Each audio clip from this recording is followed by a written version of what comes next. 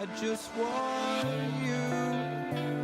I just want you. The words I never said but wanted to. I'm losing you. I'm losing you. Oh, but these thoughts won't let you go. They keep running back to you.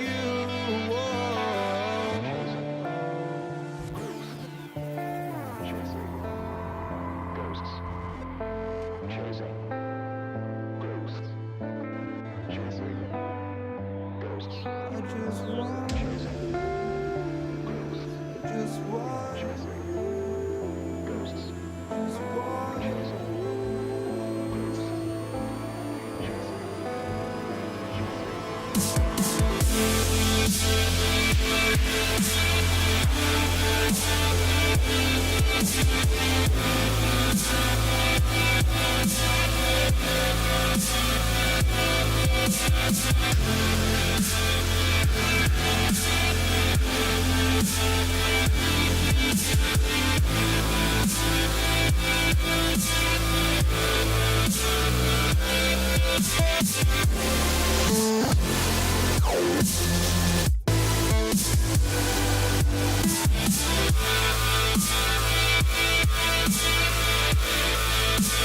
All right. God, I love no copyright sounds. Hey, what's going on, everybody? Fico here, and today we're going to be doing another segment on Fico's Gaming Mind. This is a little mini talk show where we talk on a couple of things that are happening in gaming, specifically with things that I see in a couple of Reddit posts and stuff that I found out recently. Today, if you're watching, you might have already got the title about YouTube. I'll come into that at the later end. So, there was a couple of things that kind of sort of caught my attention, specifically a couple of things that happened. EA, there were a couple of people who were actually, you know how they wouldn't allow skin mods onto the game Star Wars Battlefront because they'd be afraid they lose immersion. Well, there were a couple of people that were actually modding the game as well too to feature those. But apparently, there actually is a little bit something a little more insidious than that, and it has to do with something that's called dynamic difficulty adjustment. And I'll explain to you guys what it is. And I'll give you guys the definition, the entire definition here. And I'll make it a little bigger here. Uh, okay, here we go. So you guys can read exactly what it is. What is dynamic game difficulty balancing? Well, basically, it's the process of automatically changing parameters, scenarios, and behaviors in a video game in real time based on player ability in order to avoid making the player bored or frustrated. However, letting AI players break the rules to which players are bound can cause the AI to cheat. For example, AI players might be given a limited speed on racing games to stay near the human player. The goal of dynamic difficulty balancing is to keep the user interested from the beginning to the end, providing a good level of challenge. And it says here that traditionally game difficulty increasing steadily along the course of the game, either as a smooth linear fashion or through steps represented by players. The parameters of this increase can only be modulated at the beginning of the experience by selecting a difficulty level. Still, this can lead to a frustrating experience for both experienced and inexperienced gamers as they attempt to follow a pre-selected learning or difficulty curve. Dynamic difficulty balancing attempts to remedy this issue by creating a tailor-made experience for each gamer. As the user's skill improves through time, the level of the challenges should also continuously increase. However, implementing such elements poses many challenges to game developers. As a result, this method of gameplay is not widespread. That doesn't sound too bad. It's kind of like making the game dynamically more difficult to make it less predictable for you to, be like, oh, you're going through a game. It shouldn't feel like it's easier. Like, for instance, like you get all the best weapons, and all of a sudden, everybody that you're killing and you're mowing down is dead. However, there's some elements that you could see, like, for instance, the health of the enemies, frequency of the enemies, power ups, player power above the enemy and the players, the duration of the gameplay experience, and also the speed of the enemies. So, if anything, this is kind of like the game learning uh, what you're doing almost. I mean, I was thinking about the AI director, and it turns out it's here, the AI director, which is used to procedurally generate a different experience for the players each time the game is played. It monitors individual players' performance and how well they work together as a group and pace the game, determining the number of zombies and that attack the player and the location of bosses affected, encounters based on information gathered. It also determines how quickly players are moving throughout the level towards each objective. This all seems really, really cool, doesn't it? However, uh, I think, which I will leave links to this, but I'm also going to leave a link to this, which I found from a video that Young Ya did, which I had it open here, but I'm sorry, I don't have it open anymore. But basically, they're trying to adjust or make the gamer experience to get adjusted to possibly push a monetization front. I know you're shocked. I can't believe you're shocked.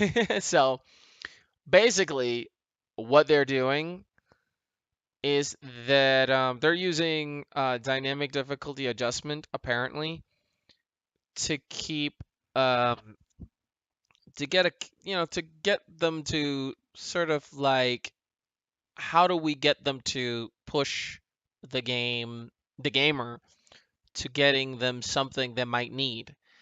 um, So, as it says, the abstract is that dynamic difficulty adjustment is a technique for adaptively changing a game to make it easier or harder. A common paradigm to achieve DDA is through heuristic prediction and intervention, adjusting game difficulty once undesirable player states are observed, boredom or frustration. Without quantitative objectives, it is impossible to optimize the strength of intervention and achieve the best effectiveness. In this paper, we propose a DDA framework with a global optimization objective of maximizing a player's engagement throughout the entire game. Using level-based games of our example, we model a player's progression as a probabilistic graph. Dynamic difficulty reduces to optimizing transition probabilities to maximize a player's stay in the progression graph. We have successfully developed a system that applies this technique in multiple games by Electronic Arts Inc.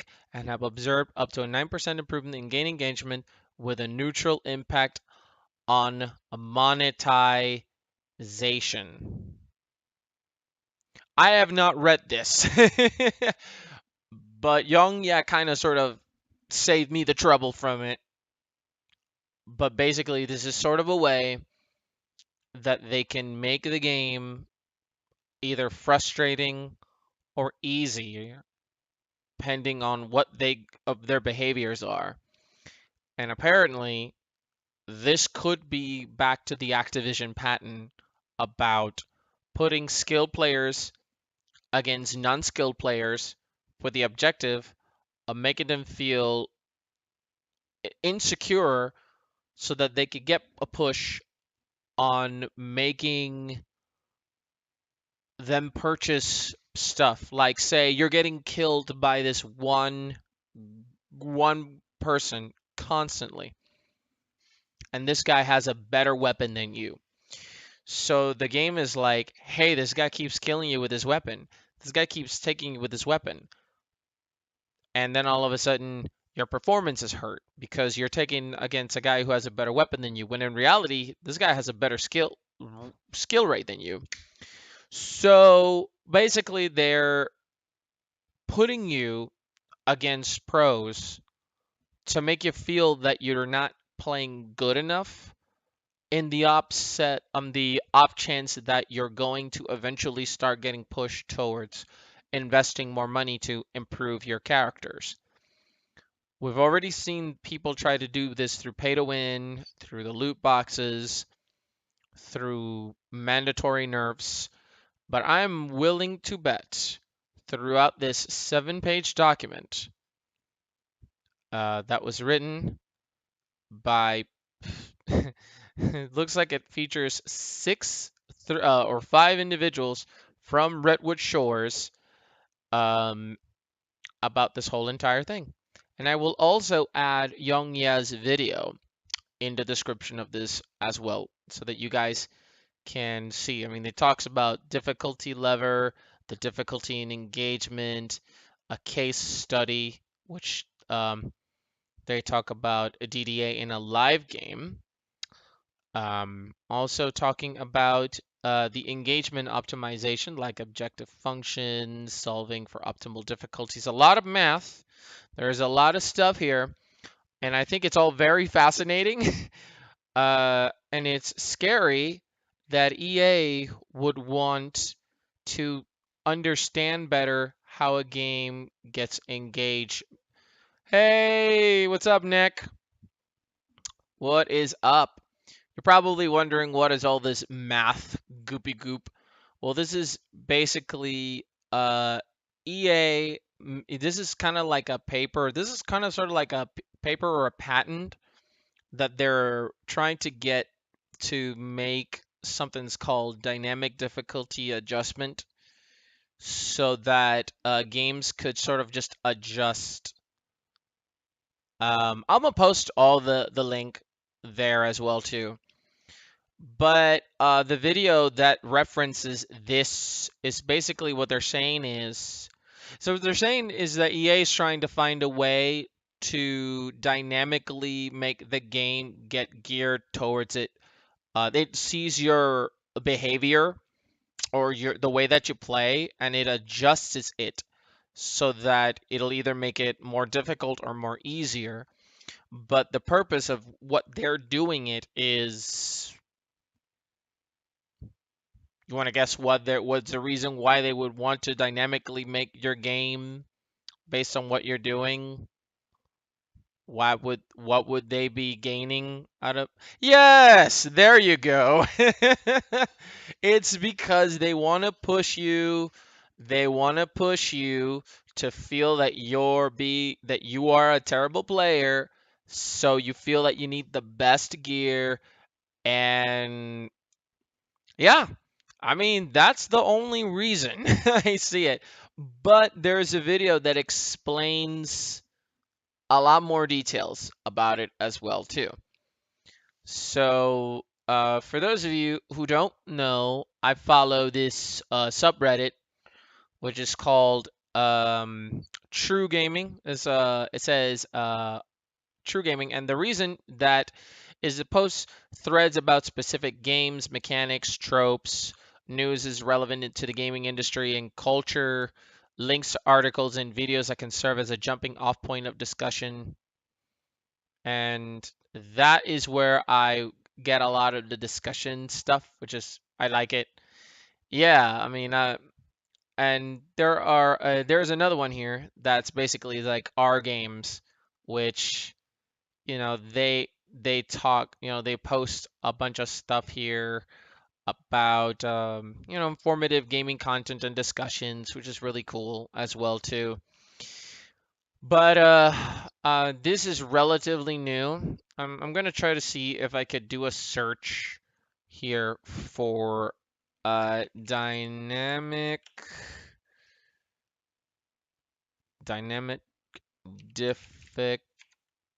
difficulty adjustment. See if I could find something in the subreddit. Oh, look at that. Ice Tilt is Real, developed by EA and coined as dynamic difficulty adjustment. And here it is, the same article. So they've have actually, what the heck? It's posted on the NHL thing. Okay.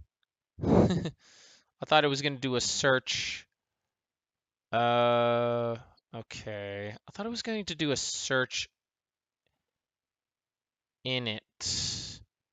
You know what? Never mind. But basically, but yeah, you could think of it as perhaps maybe if you get a like a sports game, an EA sports game, dynamically adjusts how you're performing and it makes it difficult, and all of a sudden it starts pushing this microtransaction stuff or boosts. How about boosts? Hey, you're getting beaten by the teams. How about a boost? It's just is only 199. It'll help you. And then what'll happen is that you get the boost and the dynamic difficulty adjustment, what it'll happen is that it will put you against a lower skilled person without the boost, and then you're taking against people without the boost, and they're thinking, holy shit, this guy's really good, but in reality, he just has a boost, and then the cycle continues to repeat itself. And EA's goal is everybody gets the boost. They would do that. Of course they would do that. They would totally do that. They are not, they are scum. They are scum. We know they're scum. They're always going to be scum. End of story. So, so this is yeah. Yeah, we all know it. They are scum. Absolutely. So today I pulled a couple of Reddit stuff, articles, subreddits about true gaming, and the question submitted by 69 MILFs is: Has a video game story ever made you cry or otherwise rouse strong emotions or slash sentimentality? I'll read the article. I was just looking over Final Fantasy X recently and was shocked at how authentically morose and bleak the game wasn't afraid to be. It deals with the destruction of an entire society, the consequences of a devastating war, the depths of main characters, love, religious persecution, father-son relationships, genocide, social ostracism, and many other things. Looking back as a child when I first played and I didn't really have an appreciation for these themes and even noticed them, but now as an adult with more experience, it was practically like playing a different game on my second playthrough. I legitimately teared up at the tragic end, even if the lighthearted fan service of the sequel sort of undid some of its impact. Perhaps the first game that ever made me teary-eyed was Kingdom Hearts. Lost Odyssey's handling of immortality and all of its consequences also made me really pause a few times. On the other hand, the death of a major beloved character in Gears of War 3 made me laugh my balls off. RIP. Red Dead Redemption's ending made me genuinely angry and longing for vengeance. The death of a beloved companion in Shadow of the Colossus also moved me quite a bit. There was also quite a disturbing, tragic scene in The Darkness that someone reminded me of, and which is especially impactful. Yes, I know what scene he's talking about. There's also, because he encouraged to spend innocent time hanging out with a character uncharacteristically of a game where everyone's a prick trying to kill you. Can you think of any other games that stir strong emotions? Don't doesn't include stuff like frustration from shitty controls or being griefed in multiplayer matches. Okay, so this is the question. Can you think of Oh damn! Holy crap! Oh no! Oh no! Hold up. Let me zoom it back. Okay, so here it is. So, can you think of any other games that stir strong emotions? I know, I know. Hold on, let me put it back at 100%. Do you know what it is? It's just that the zoom is zooming in and out slowly. Slowly. Sorry. Mass Effect, you say? Yes. How could it not be Mass Effect? Mass Effect carried us through three games. Three games where we were constantly being thrown with different dynamic characters. You build relationships, you build, trust with peoples. Yeah. Yeah. Yeah. Just making it clear. It's only three of them. Yeah. So, uh, yeah, Mass Effect definitely made me feel that. You know which game made me feel like I wouldn't say just cry. God, I don't know.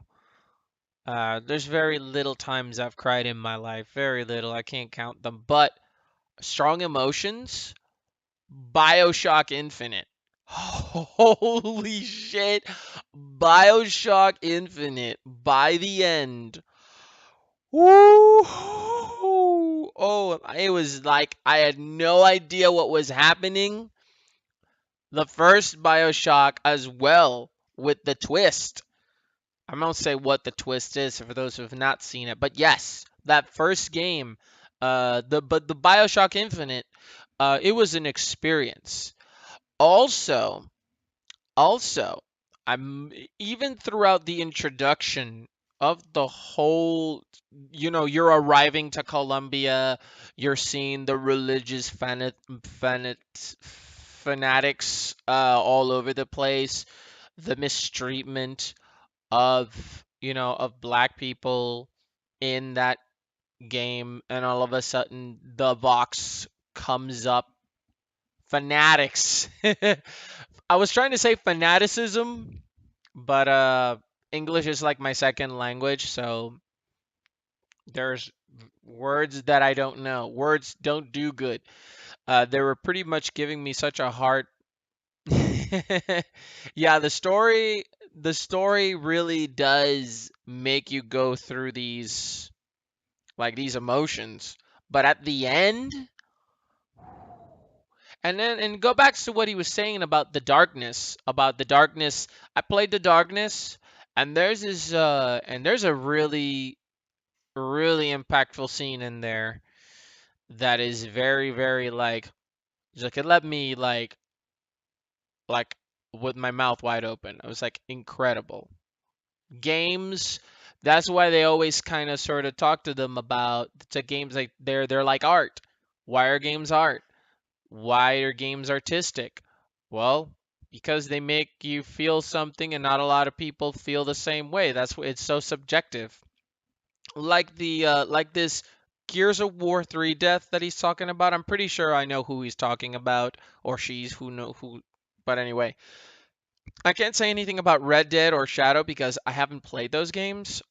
But yeah, uh I'd say the BioShock games make me feel like oh also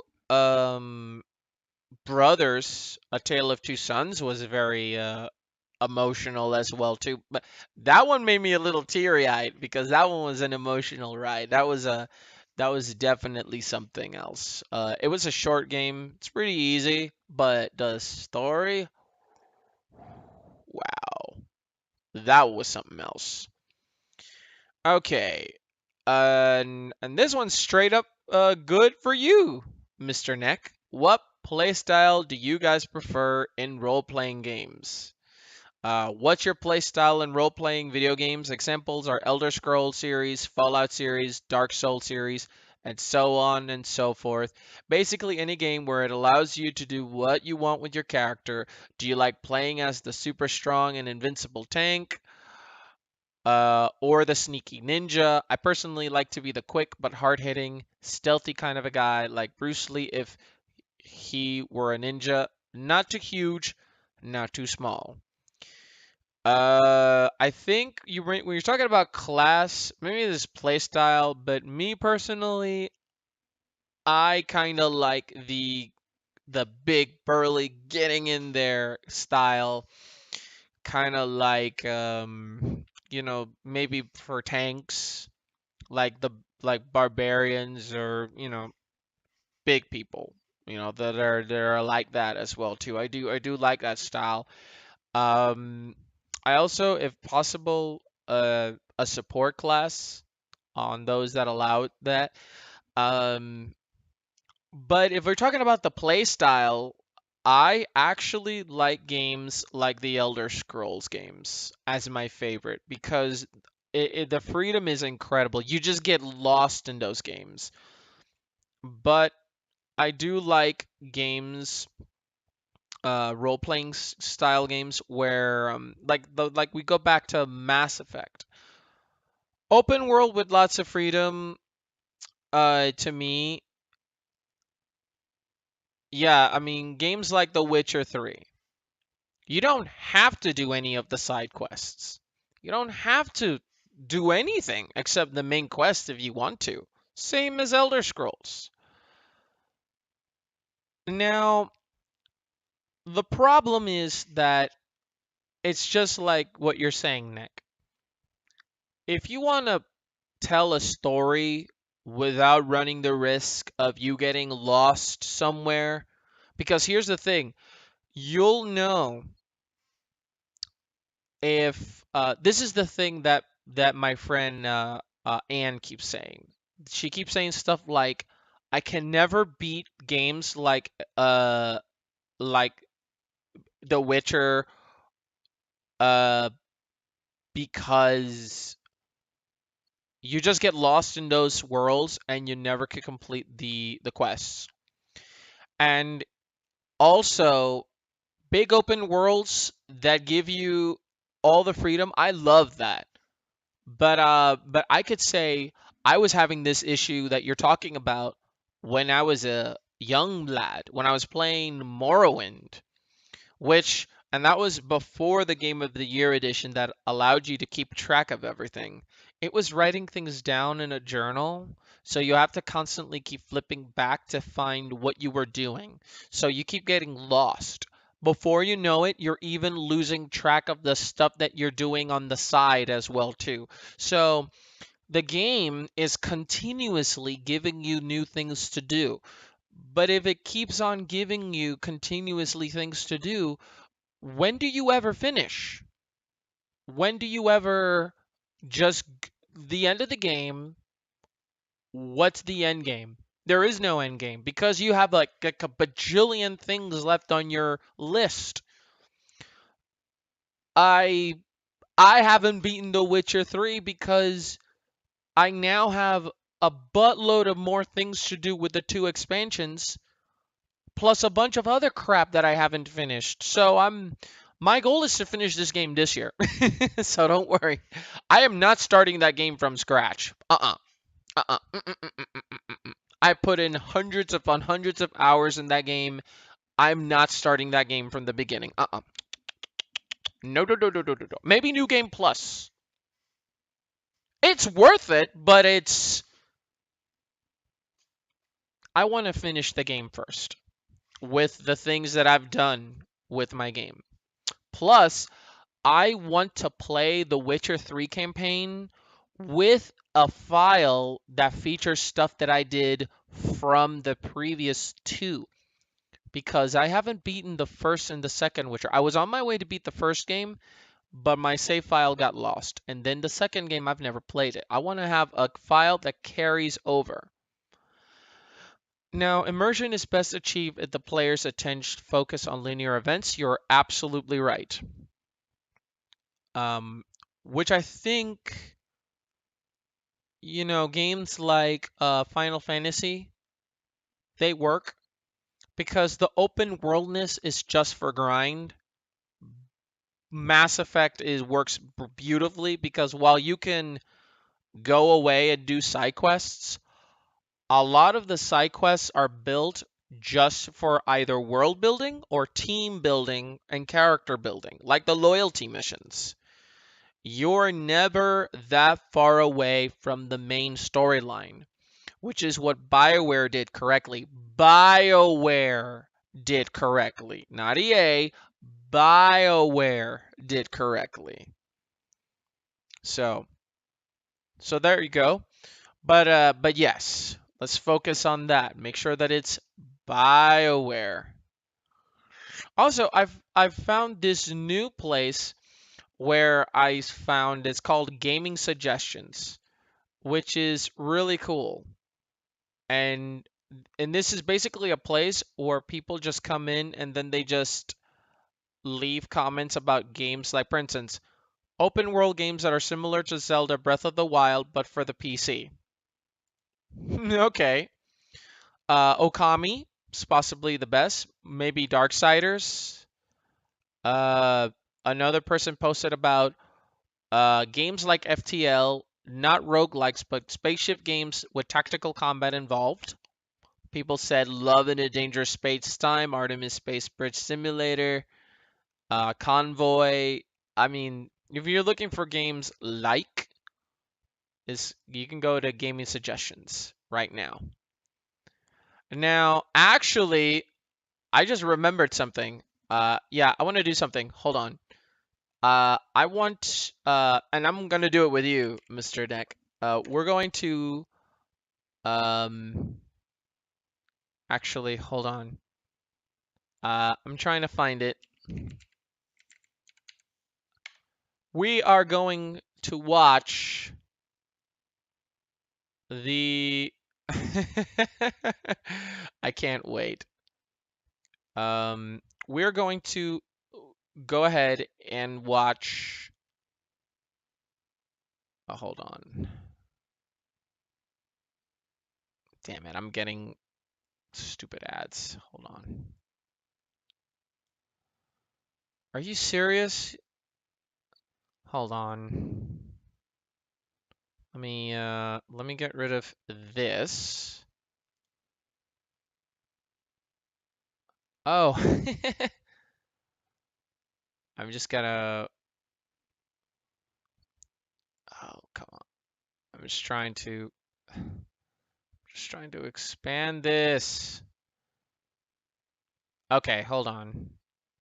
Hold on. I sometimes don't like um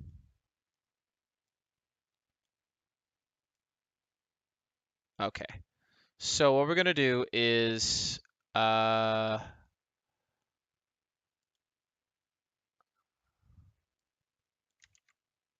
hold on. Oh, come on. Yeah, here we go, ladies and gentlemen. We're going to watch the review of the Slender Man movie. So, for those of you who don't know, I talked about Slender Man. There was a poster for Slender Man. Let's talk about Slender Man. This has been released by Sony. Yes, you did actually, but I haven't seen the trailer yet. So now we're gonna watch. I'm gonna watch it, and I'm gonna react to it. And I already have predictions of what this movie is gonna be like. If this movie is original, I'll be surprised. I don't think it's gonna be though, but let's watch.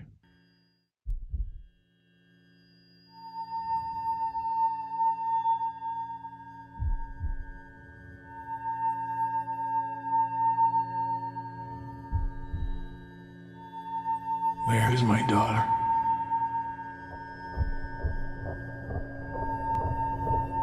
People don't just disappear. Yes, they do. Yes, people do disappear all the time. They just vanish. So, yes, people do disappear.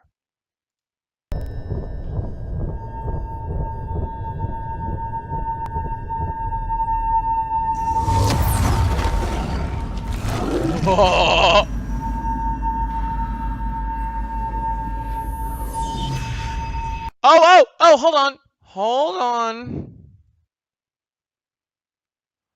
Why are you. Why are you. Oh my god. Oh, I hate this thing on this. Oh, here we go. See, there's one of his pages. I'm trying to move this around, but it just doesn't. It just doesn't. It just stays there. Lock position. There you go. Let's keep watching. He gets in your head. Like a virus. He gets in your head like a virus. Eh. So Slenderman is like the bye-bye man?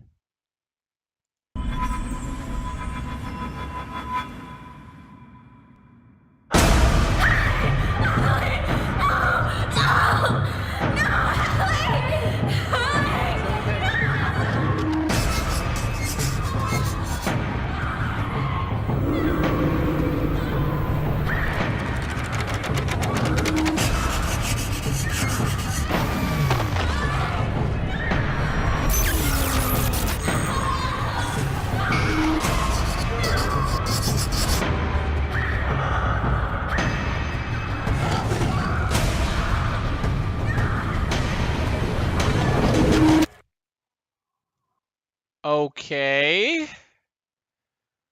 So what is it trying to say? That the Slenderman's causing you to kill yourself? The Slenderman possesses you? I thought the Slenderman was supposed to kidnap and eat children. I thought that's what it was. Maybe they're killing each other. Maybe they're killing themselves because. Oh, but you know what it is? They will, but they won't. You know why they won't? Because if they show him, they're revealing stuff that'll, they're like, come watch it. Come watch the movie. You get to watch the Slenderman. So far, well, I mean, it feels creepy, but then it started doing like the creepy imagery, like it makes me think of The Ring. Yeah, I mean, because if they're giving, I mean, here's the problem, and I'll go back to the trailer. But the thing is that a big reason why a lot of people go to watch horror movies, or they always have this expectation of getting something out of it.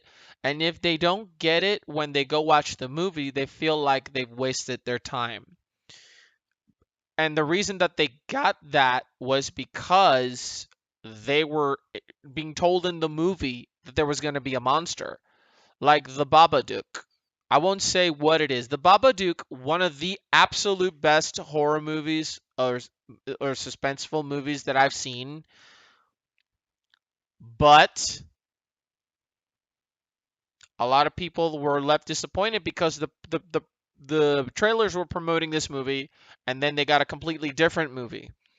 So trailers are not built to get you to, like, okay, we're going to, in this movie, we're totally going to give you this. No, this is just built to generate hype. It's like the entirety of E3.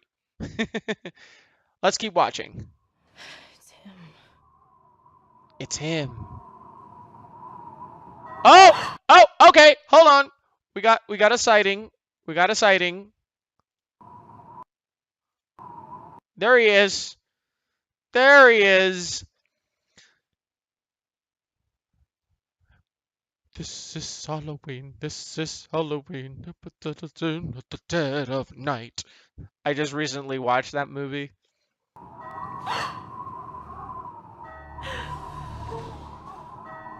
What is with the church bells? What is with the bells? Is Slenderman a demon? Or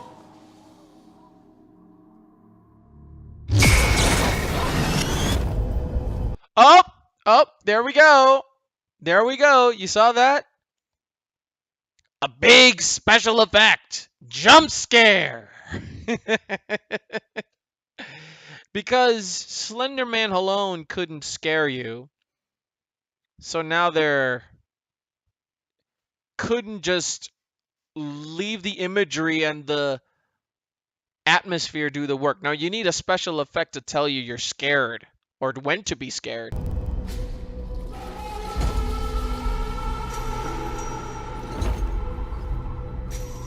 Okay. Okay, what is up with the kids? What is up with the kid laughing? Yeah. They have ruined everything with showing the monster outright for a sec and generate a fucking jump scare. Yep.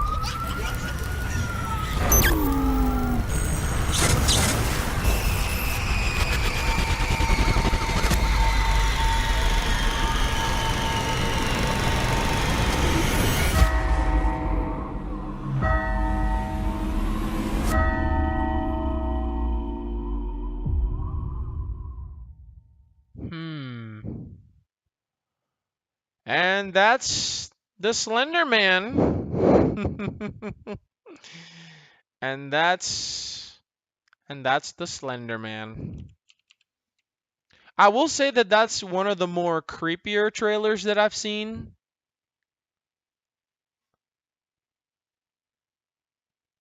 Yeah, you're right. Uh, but this, but something tells me. I mean, this is one of the better trailers that I've seen, but I don't know. According to IMDb, uh, this is I'm just trying to see when this movie is supposed to come out. This is supposed to be a summer release. So this is the summer movie, the horror summer movie, uh like The Conjuring. They always have one horror movie that's in the summertime to for that. It's in post production, which means that it's getting ready to get it into the can and get it sent off to theaters. And I'm trying to see anything like ratings.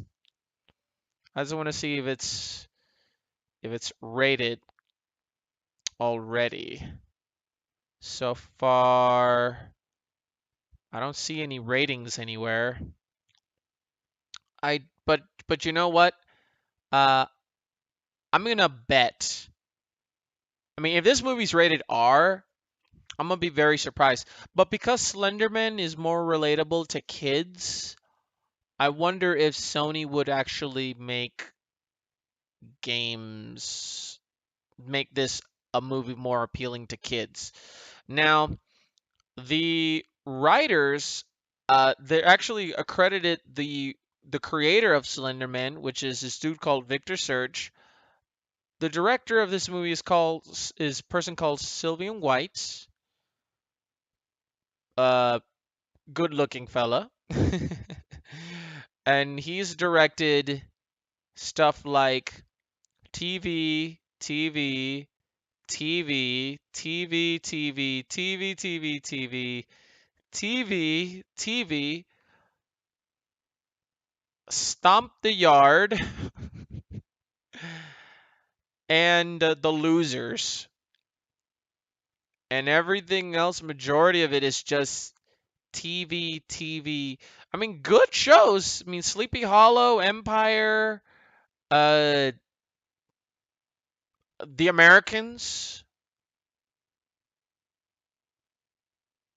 But I mean, don't get me wrong. I mean, the that looks pretty good. Now, I'm not so much worried as the director as it is the actual writer. And this dude is usually how it is they take the story that belongs to another person and then they just give it to somebody. So this guy has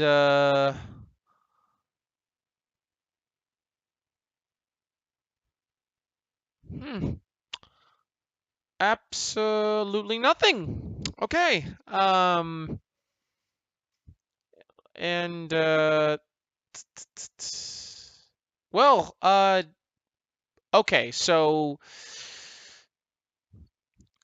my first impressions, the trailer doesn't show me a lot of things that this movie isn't going to be any different than any other horror movie that I've seen recently.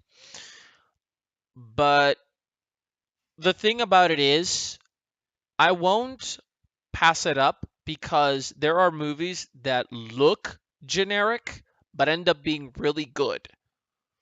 Like Oculus didn't look all to me, but I don't know. And of course, uh, one thing that kind of made me think was, uh, it's kind of weird that you're making a movie. I mean, a lot of people might go, "This is kind of distasteful," and even here, there's articles that says that the that apparently, the girl that got stabbed by their classmates. You remember that story?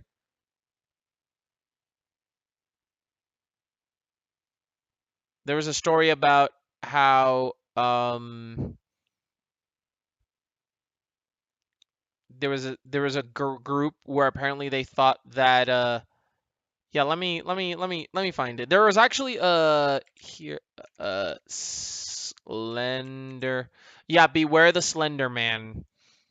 It's a documentary where it covers there was a story where they were these two 12-year-olds who apparently were convinced by the Slender Man to kill another girl.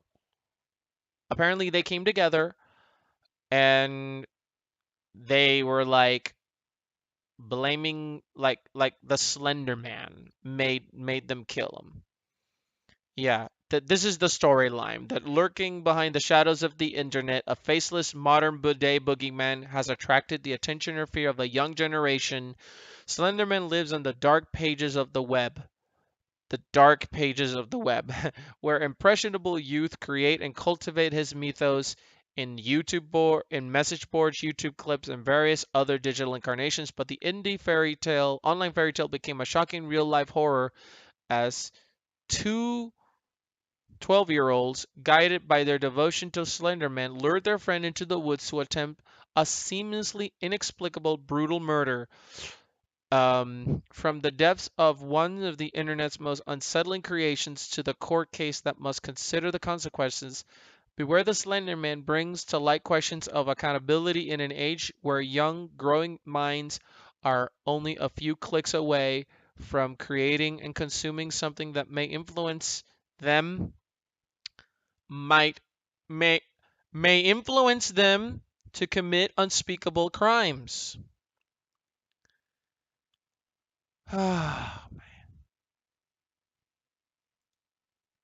Yeah, I saw the whole thing, and you know what? Um, when Victor Surge, created the Slender Man and his mythos, I'm pretty sure that he didn't do it with the intent of children actually appeasing him. The parents should have done a better job at like engaging with their kids, and those kids are clearly troubled. Who would do such a thing? I mean, and also it kind of showed that they were kind of sort of unbalanced. I mean, the kids apparently in that were like, oh, we didn't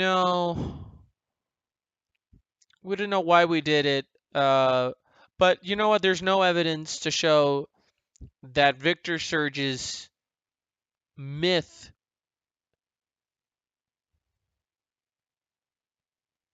writing stories to twist the mind of depressed kids. You know what? Those kids definitely did look like they were loners. So they go to creepypasta. or something awful and they read about it. And the thing is that they're given the impression that those stories are real, but they're not real. They're just fiction. But, you know, they don't make you do horrible acts. You act upon them. You just thought that you were doing them to a real thing. But anyway, but honestly, but back to the movie. Um, I'm going to give it a shot. I mean, this isn't by any means this isn't the last trailer because as you see, this has a May 18th release. So you can bet that they're going to freeboot off of that story. They're going to freeboot on the real life attempt. They're going to try to make him, I mean, because as soon as something gets to the public eye like this, like the Slenderman attempted murder, you're going to get people like this. It was only a matter of time.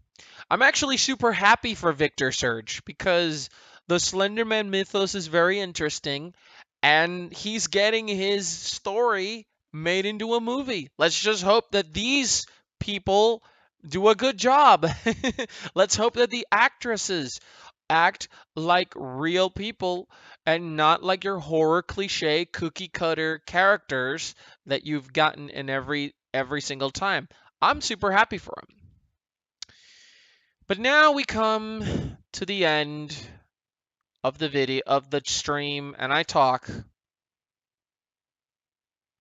about YouTube. I really do like the girl that's in the trailer.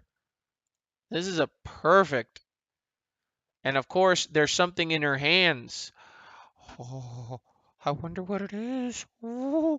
Unfortunately, it's kind of given away with the little sounds that they make. But anyway, let me take a sip of water real quick. Um, so we're talking. Okay, I'm gonna wait on him for a minute because we're going to talk a little bit about YouTube and a little bit about the hypocrisy of YouTube and, well, a lot of stuff that has undergone over the past RE, are you back?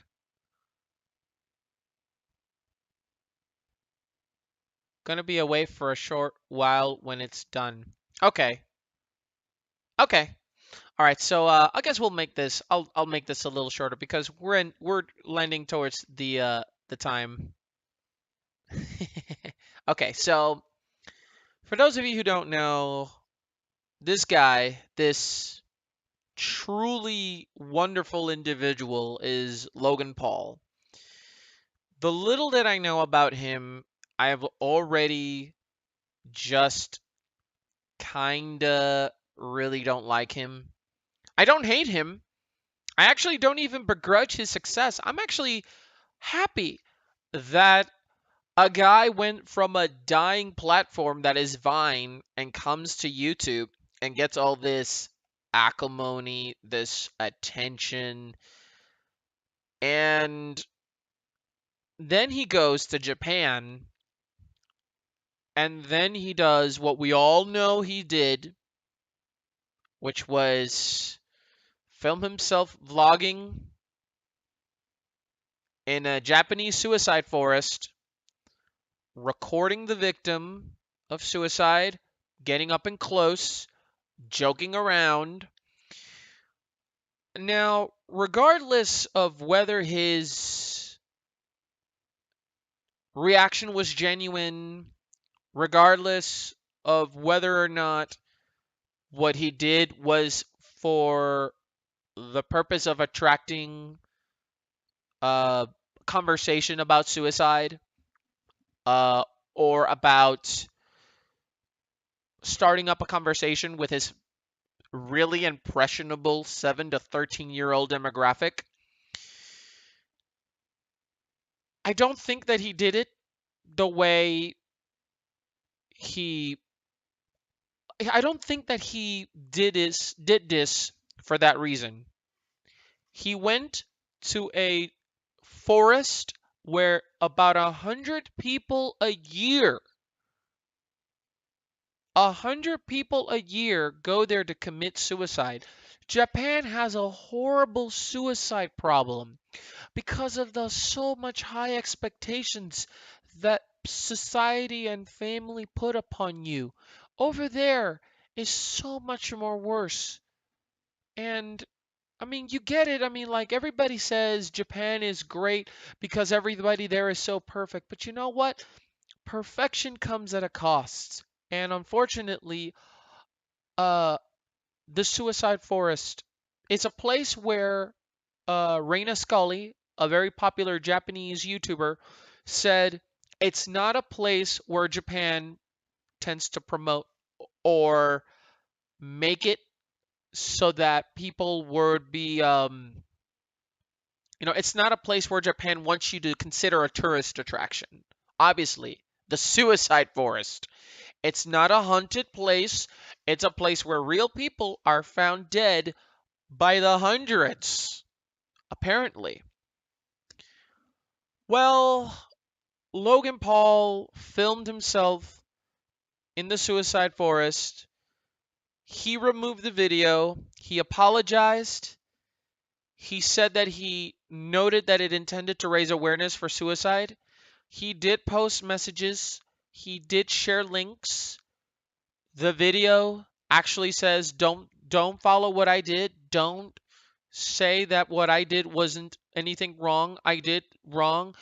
You know, he did own up to it, but unfortunately, I have a huge problem because YouTube seems to be doing everything in their power to not get rid of this guy, to keep him around, to keep him doing videos. Because the thing that nobody's talking, okay, actually, let me rephrase.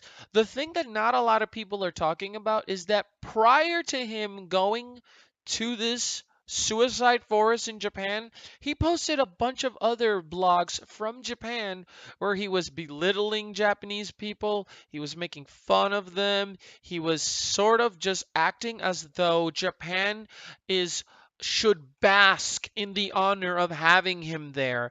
I mean, he bought this fish, this fish and this octopus leg, um, and then apparently he was just kind of just shoving the fish around to people. He was pretending to be Pikachu, throwing a pillow Pokeball at things.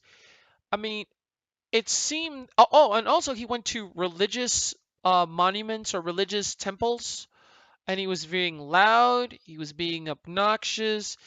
Basically, he made it very aware. He made it very clear at the beginning of his vlogs that the people in Japan have respect.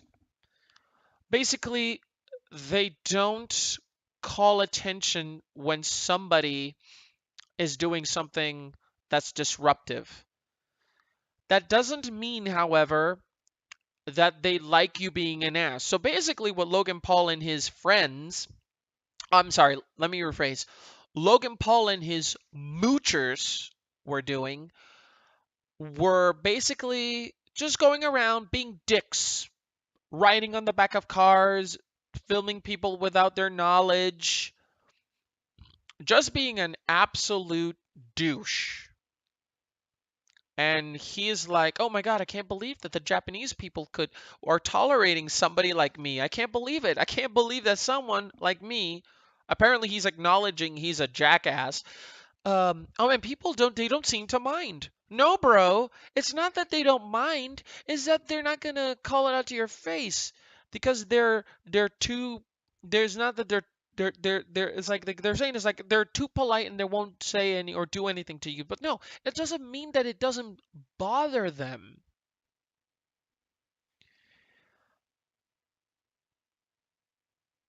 They are very polite, but that doesn't mean that they're not that the thing that makes them mad is not gone. But anyway, but the thing that bothers me the most about all this is that YouTube is going out of their way to make sure nobody brings anything up. Videos from other channels talking about him have been demonetized, have been age restricted, removed. People uh, have even gone as far as giving strikes to people. They've gone to try to modify the videos. But Logan Paul's video didn't get removed by YouTube. They only got removed. It only got removed because Logan removed the video himself. He assessed the situation, and apparently this is a video that they have contemplated posting way before. So look, for the people who think that Logan Paul had an attack of consciousness and he just did it without thinking. No, he thought about it and YouTube agreed with it. They put his video on the trending. Do you know what trending is? Trending is that section of popular videos that you see number 1 trending, number 2 trending, number 3 trending. You know who picks those? YouTube picks those. And they're not based on the most popular, they're not based on the most watched or more subscribed. No, it's just they see a trend and they want people to see, hey, you know what? This is happening right now. This is happening. This is trending. They picked a video of a man who posted the dead body on his thumbnail, and they showed him zoom on the body, and they got close, and that video got 6 million views. 6 million views. It got millions of views. Apparently, he got thousands of new subscribers because of this video. And YouTube didn't do anything. I didn't think that they didn't respond, but apparently, according to CNN Tech, they did. Which a spokeswoman said, quote, "Our hearts go out to the family of the person featured in the video. YouTube prohibits violent or gory content posted in a shocking, sensational, and disrespectful manner." That is true. It's part of their guidelines. It's part of their community guidelines. It's part of their advertiser-friendly rules now. The ones that keep demonetizing everything that you think about. If you swear in any of their videos, you're fucked. You can't monetize your video. If you talk about politics, they demonetize your video. But YouTube's being used to radicalize terrorism. But you said fuck once and now you can't make money off of that video. If a video is graphic, it can only remain on the site when supported by appropriate educational and documentary information, and in some cases, it will be age gated or age restricted.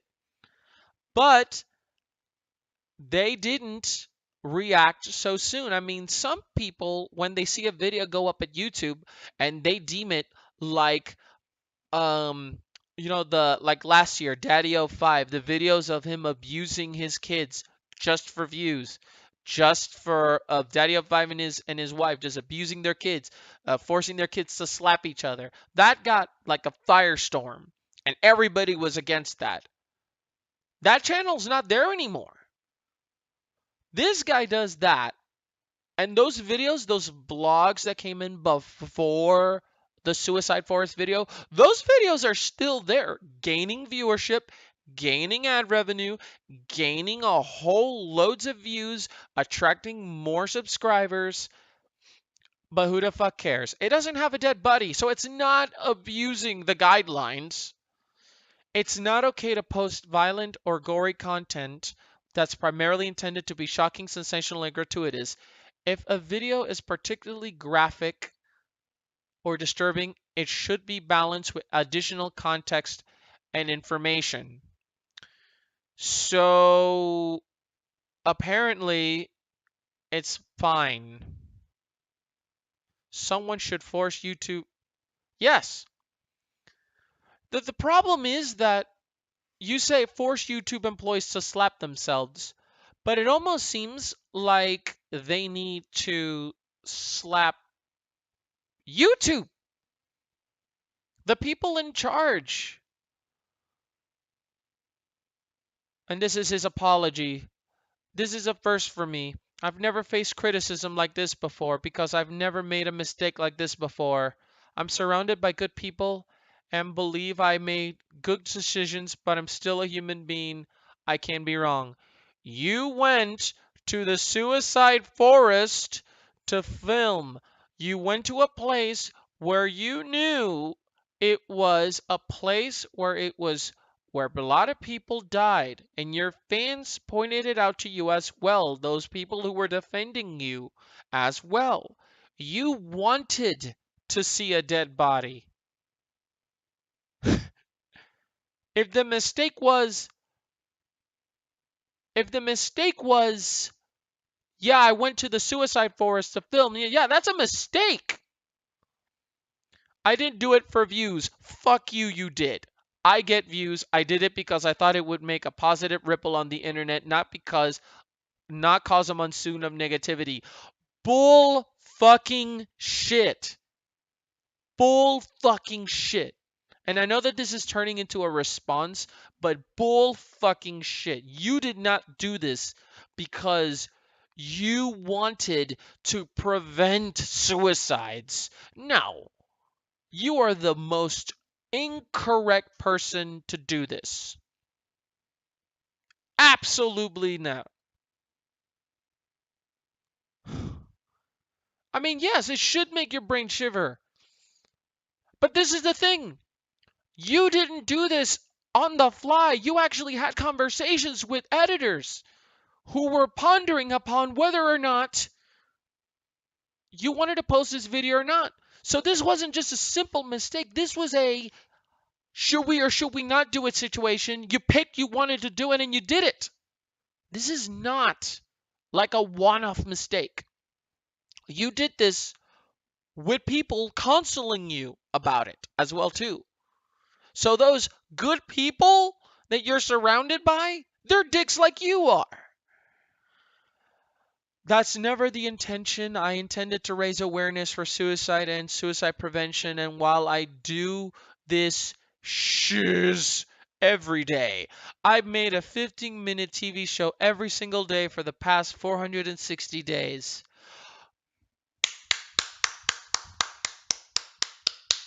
Bravo! You were a Disney brat once. Congratulations. Here's your cookie. One may understand that it's easy to get caught up in the moment without fully weighing the possible ramifications. That's not what happened. You posted the video. You knew what the video had. You know what the video was about. They edited it for you. You saw, and they still were like, okay, let's post it.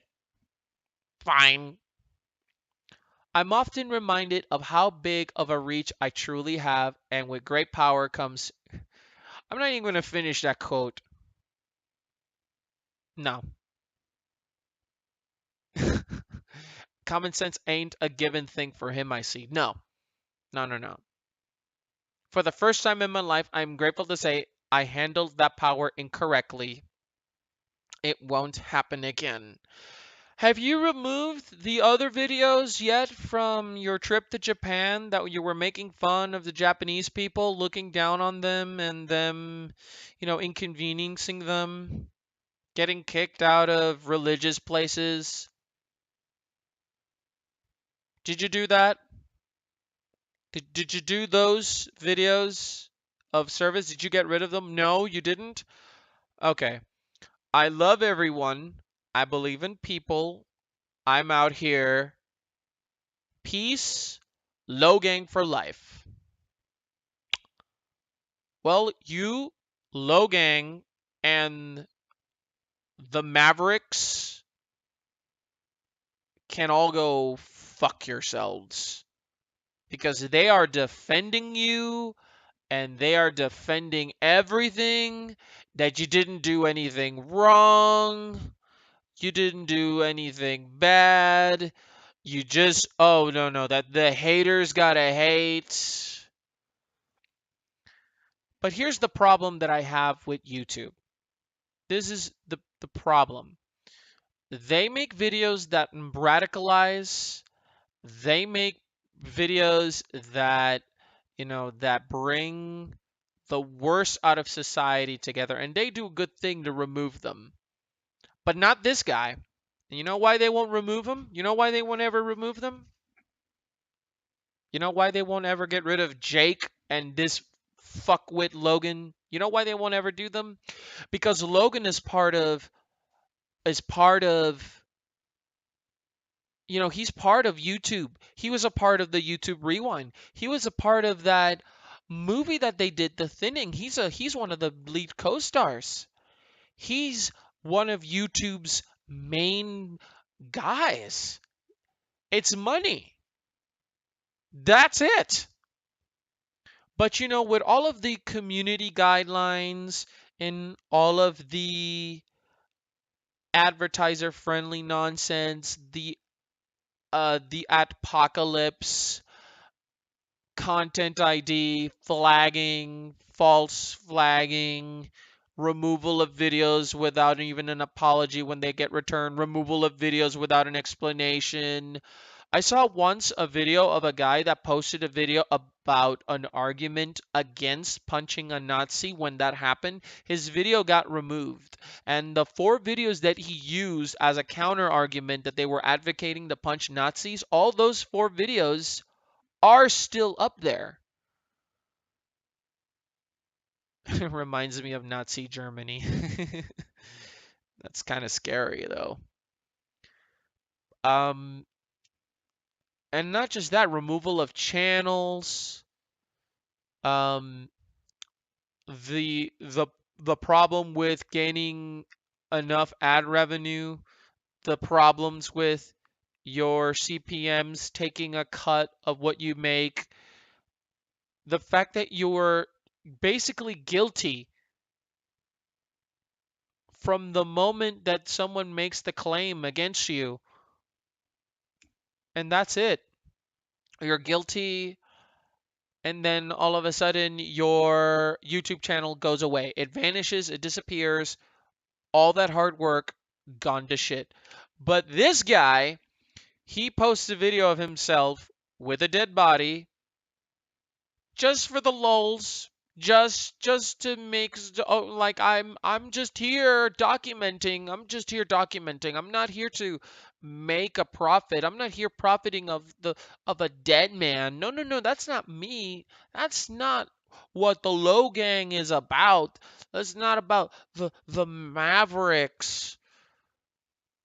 It's not about the Mavericks. Are you serious? That's the thing that I don't like about YouTube. Logan Paul is just one example. Logan's one guy, but YouTube's littered with these assholes. Your friend Spawner's here. What up, Spawner? Oh, don't worry, it'll come. It'll come. I'm just doing this first. I guess what I'm trying to say is, and this is where I'm going to end this stream. I mean, I'm going to be coming back later. Um, this is where I'm.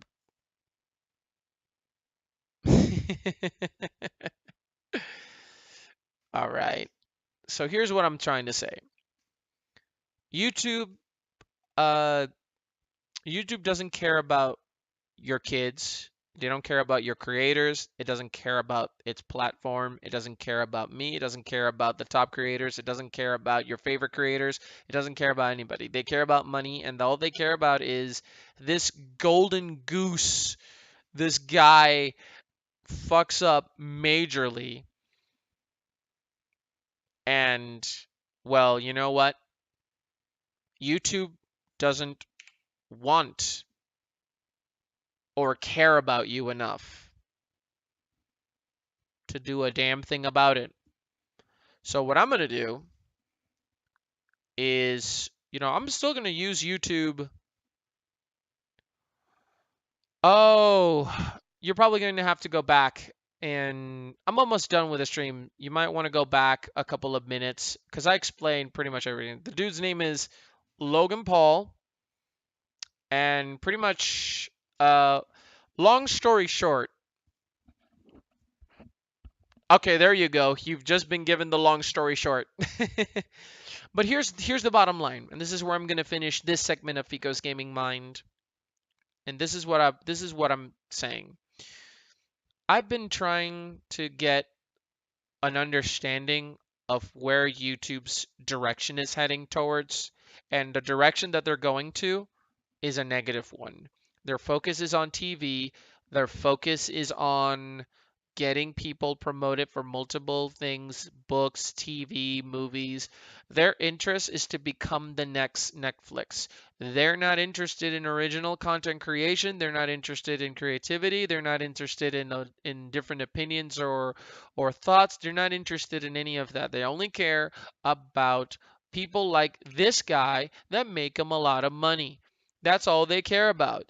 That's the only thing that they care about. And you know what? They're a corporation, they're a company, and that's fine. I get it. I'm not against them wanting to make money. I'm not against corporations making money. I work for one, and I understand how the game works. We are cogs in a machine that we make the thing go around, and it's all about money. We get it. But you know what? Some companies actually give a crap about the people who work for them, about the people who they're doing a service to. And earlier, there are these other YouTubers that are big that are going about it and be like, these people, you know that your audience are kids. They're Your audience are for children. YouTube doesn't care about your children. They don't care about me. They don't care about any other countries. That's why those other Japan videos are there. They don't care. They absolutely do not care. So, I mean, this is happening to this guy. So, what makes you think that a small channel has a chance to? I mean, and as usual, the smaller coming up channels don't stand a chance. I'm sorry. YouTube doesn't give a crap about you. So why on earth would you get involved? So, that's why, with that and a bunch of majority of other things, I'm not going to do YouTube videos anymore. I'm just going to take these and make them into and export them to YouTube, and that's it. But I'm not going to take content, record myself, get a whole bunch of stuff, cut it and edit and make it into a video. No, I'm not doing that anymore because it's not worth it. It's not worth it anymore. The only reason that I'm doing the cataloging of this on the YouTube channel is because there is a period of time where these videos leave and I want to catalog them. So they're less for that and they're more for that. But I'm not, because YouTube isn't going to do anything about this guy, you know? And I know that Twitch is only but I mean they care about money as well too. I mean, they're going for a direction that they're going to the direction of, like esports, huge esports, award shows, um, CES. I mean, that's kind of their way. They're owned by Amazon now, so clearly they only care about the money as well too. But you know the difference between Twitch and YouTube? At least, um, at least they allowed affiliates. But you know why? Why? Why, Mr. Spawner? Why did they do that?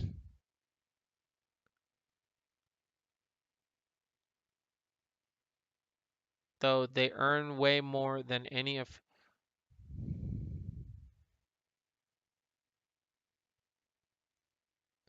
A certain percentages of subs you get go to them. Are you talking about your followers or your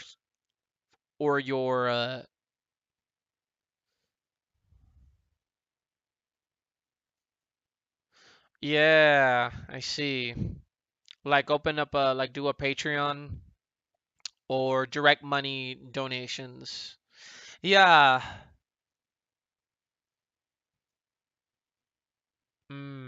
Okay. I get it. You know, it's like YouTube pretty much. The CBMs, the views per minute, oh no, or the clicks per minute, or stuff like that, whatever it's called. Um, the YouTube partnership program, YouTube takes a big chunk of it, but you still get the ad revenue and stuff like that. And I get it. Twitch is like that. Twitch, um, I mean, I hope that one day, I mean, all I'm trying to do is, I'm trying to, make the stream more, do it every day, try to get more people to come to it, and with hopes that one day, maybe one day, it'll become something. I try to make YouTube work, but YouTube is too uncaring and too disconnected, and they clearly don't care. From a $4.99 sub, you get like one. Was that it? Just a. Wow. Jesus. One. Holy crap. So so you only get like $12 if it's a $4.99 sub. Jesus. That's 20%. So their split is like an 80-20. Holy shit. Ugh. But I guess pro players who could stream have it better off. But anyway, yeah, but donations are different because they could go to your like put them in your PayPal, and you could use that's really cool. 50 to 10, that's actually really good. That's really good. Donations should definitely, like I get it. Twitch, you know what? Twitch has to make money. Yeah. I mean, I'd say I want to get affiliate because it's on the road to partnership. Um, and as you said, something is better than nothing. Uh, but oh, you're an affiliate. Oh, well then there you go. Spawner can give us stories. Yeah. I don't think it's easy. I'm not saying that it's easy. I'm just saying that, you know, I guess from my perspective, I would like to get affiliate just so that I know that I'm growing.